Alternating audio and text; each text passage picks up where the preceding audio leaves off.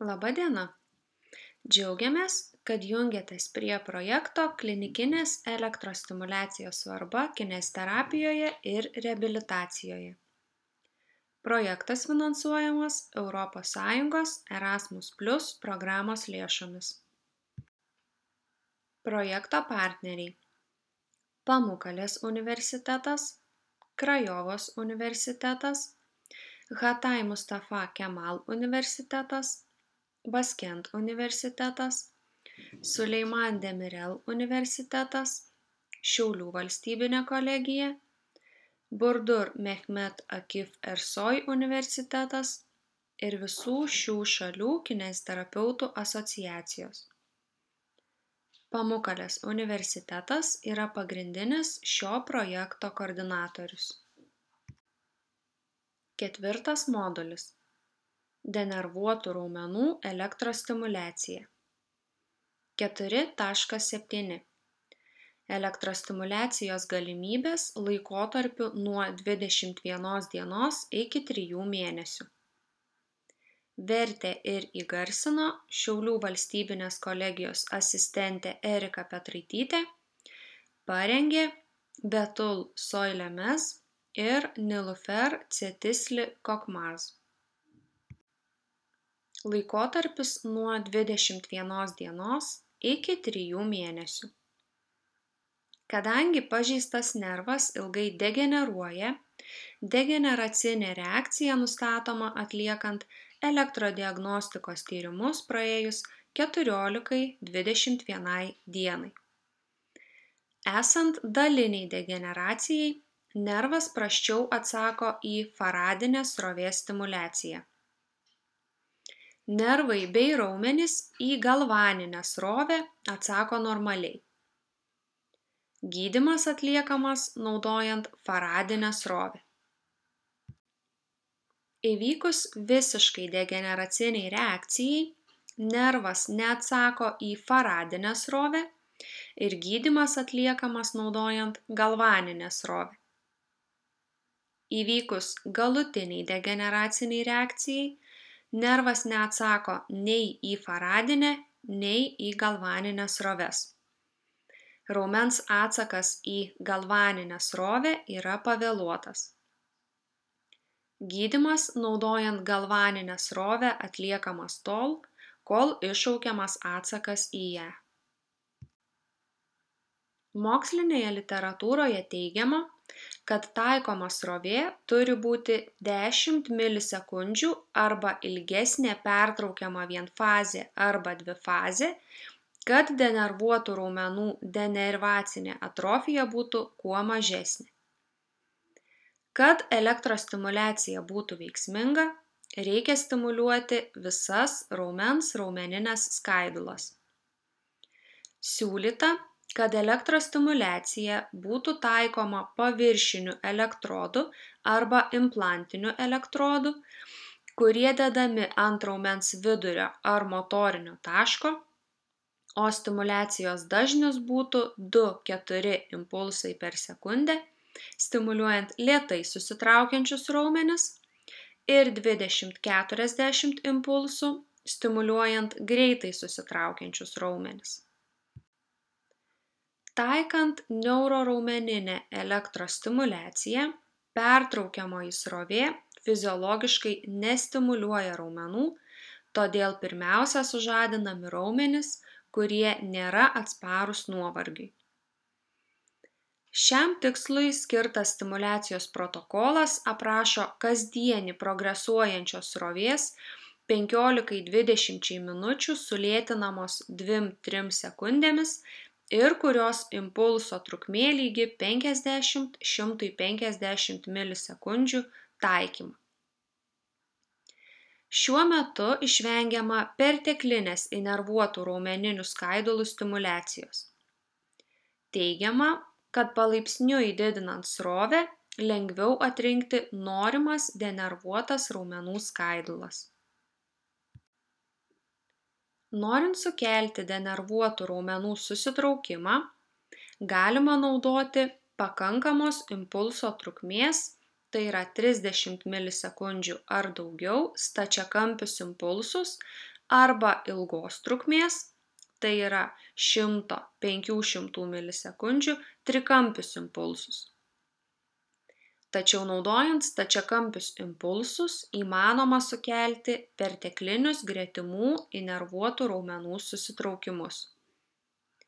Todėl klinikinėje praktikoje dažniausiai naudojami trikampiai 200–500 milisekundžių trukmės impulsai, leidžiantys selektyviai stimuliuoti raumenis.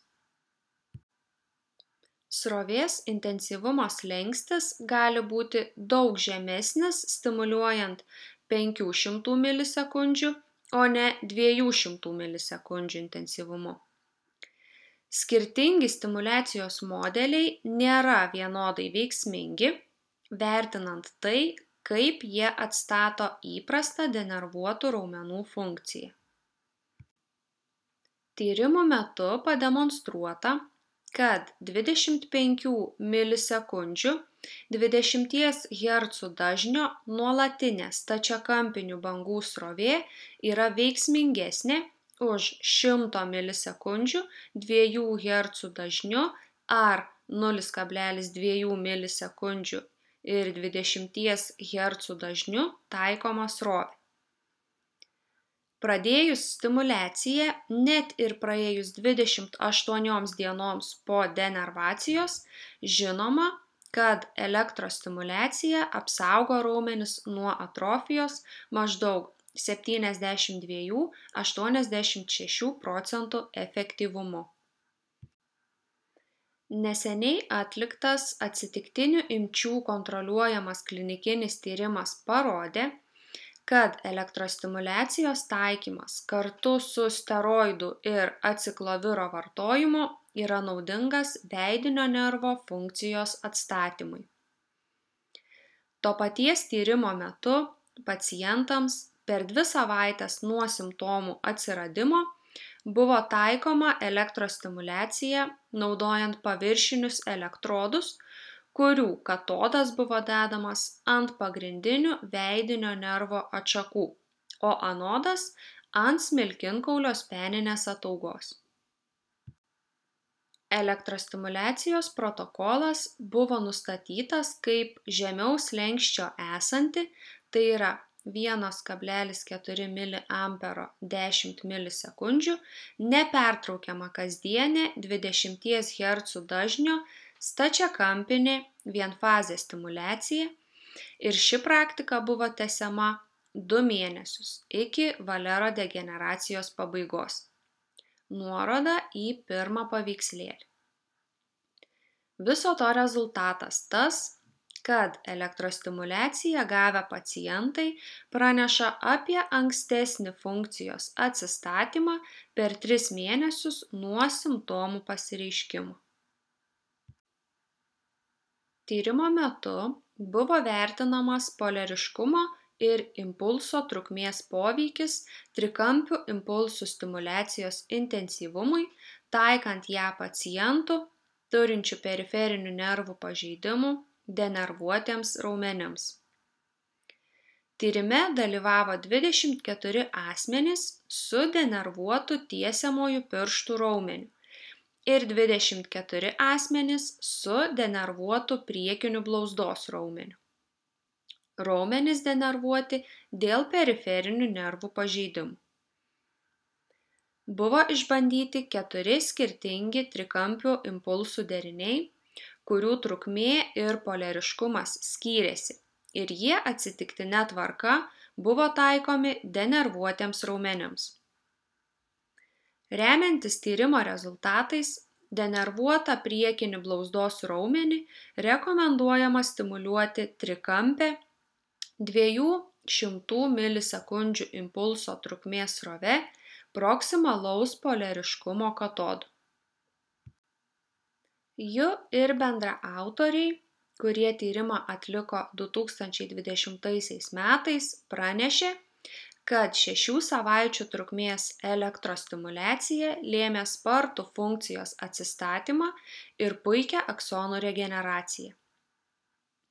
Tačiau tame pačiame tyrime teigiama, kad invazinė stimuliacija yra veiksmingesnė už neinvazinę stimuliaciją.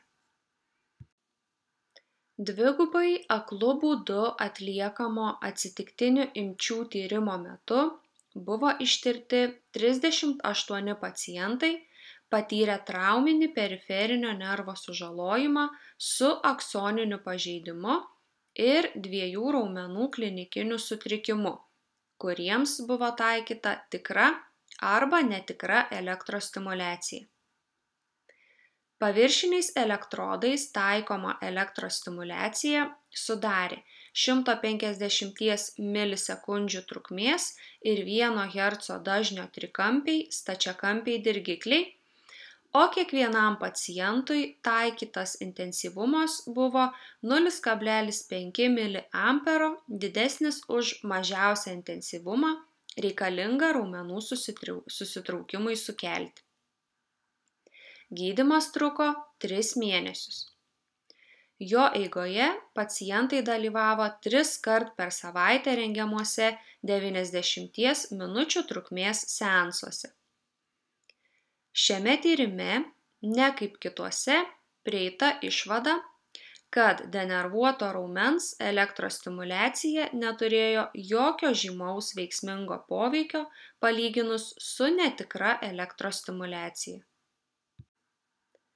Tiriant žiurkes, kurių sėdimasis nervas praradęs savo vientisumą, buvo sudarytos 2 grupės ir šis nervas buvo gydomas 1 dieną, savaitę, mėnesį ir 2 mėnesius po sužeidimo. Eksperimentinė žiurkių grupė gavo 20 Hz dažnio, 100 milisekundžių impulso pločio ir nuolatinės srovės 3 V stiprio elektrostimuliacija, o kontrolinė grupė po operacijos negavo elektrostimuliacijos.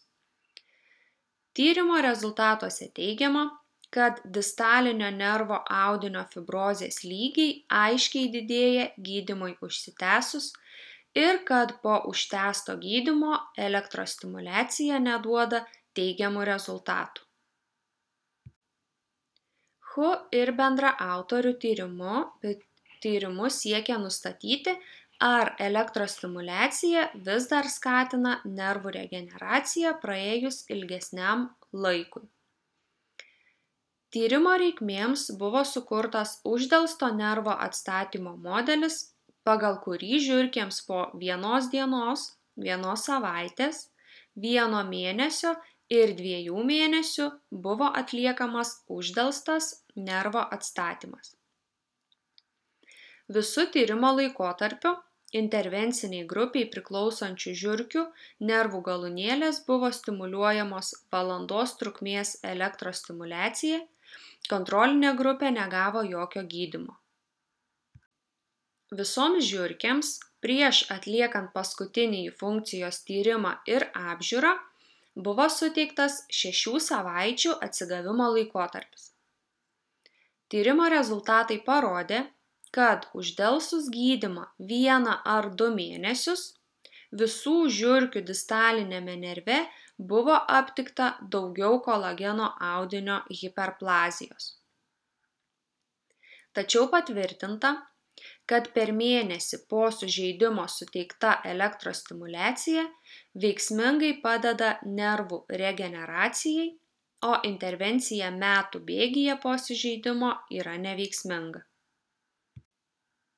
Rengiant šį darbą buvo remiamasi įvairiais moksliniais šaltiniais. Malonu, kad domitės elektroterapijos pritaikymo galimybėmis kineziterapijoje ir reabilitacijoje.